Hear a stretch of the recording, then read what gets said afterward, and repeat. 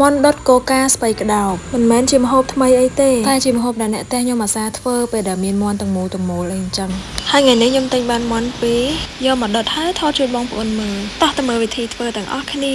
ចាប់ផ្ដើមដោយការសម្អាតមន់ឲ្យស្អាតរួចរៀបចំគ្រឿងប្រឡាក់មន់ជាមុនសិនគ្រឿងទេសមានដូចជាអំបិលប៊ីចេងម្សៅស៊ុបទឹកត្រីប្រេងខ្យងម្ទេសកុលាគ្រៃម្ទេសស្លឹកក្រូចសើចយកចូលខាងក្នុងខ្លះទុកខាងក្រៅខ្លះវាទុកចោលយ៉ាងហោចណាស់ឲ្យបាន20នាទីចំណែកផ្នែកបន្លែមានស្ពៃក្តោបទុកដុតជាមួយមន់រីឯទៅសក់ហើយនឹងសាឡាត់ស្រួយនេះវិញគឺយើងទុកផ្ទាប់ញ៉ាំពេលដែលមន់ឆ្អិនណារបស់ចោតបានមួយទៀតគឺទឹកត្រីកោះកុងមានទឹកត្រីស្ករសក្រូចឆ្មាម្ទេសខ្ទឹមជាពិសេសគឺដាក់ជីវ៉ាន់ស៊ុយមានទាំងរឹសទាំងស្លឹកខ្ញុំធ្វើយករសជាតិជូរហឹរផ្អែមជ្រលក់ជាមួយមន់ដុតមន់ស្ងោរសាច់គោអាំងក៏បានបើបានគ្រឿងសមុទ្រទៀតគឺកាន់តែត្រូវគ្នាឥឡូវនេះដល់វគ្គដុតមន់ហើយ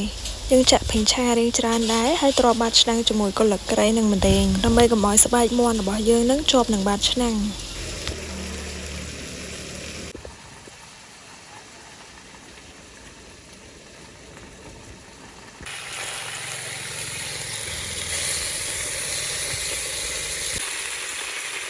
បន្ទាប់ពីដាក់មន់ចូលប្រហែល10នាទីគឺយើងអាចប្រែវាបានហើយដោយសារមន់នឹងវារាងខ្ចីដែរអញ្ចឹងយើងមិនបាច់ចំណាយពេលយូរដើម្បីដុតវាទេនៅពេលដែលប្រែហើយប្រេងរបស់យើងរៀងរីងបន្តិចយើងចាប់ផ្ដើមដាក់កូកាចូលបានហើយបន្ទាប់ពីហ្នឹងគឺយើងបិទក្របឆ្នាំងដុតវាចោលទុកតតែមន់យើងឡើងក្រហម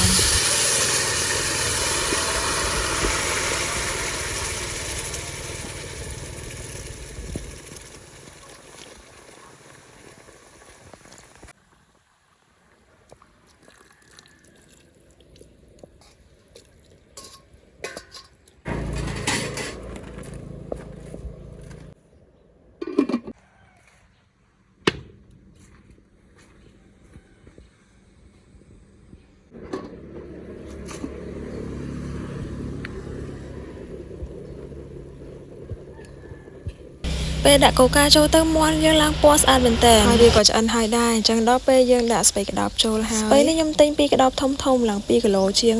ដាក់ហើយក្របអត់ចង់កើតទេតែអីដោយសារប្រភេទស្ពៃនេះវាជាបន្លែដែលវាឆាប់ទ្រោមចុះអញ្ចឹងយើងដាក់លើឆ្នាំងប្រហែលជា4-5នាទីអីទៅគឺវាធ្លាក់ចុះទៅហើយដោយសារតែមុខហ្នឹងយើងអត់អាចដាក់ស្ពៃក្តោបតិចបានទេព្រោះឯស្ពៃក្តោបវាឆ្ងាញ់ស្ពៃក្តោបឆ្អិនមន់របស់យើងក៏ឆ្អិនដែរអញ្ចឹងវីដេអូហ្នឹងក៏មានតែប៉ុណ្្នឹងដែរបាយបាយ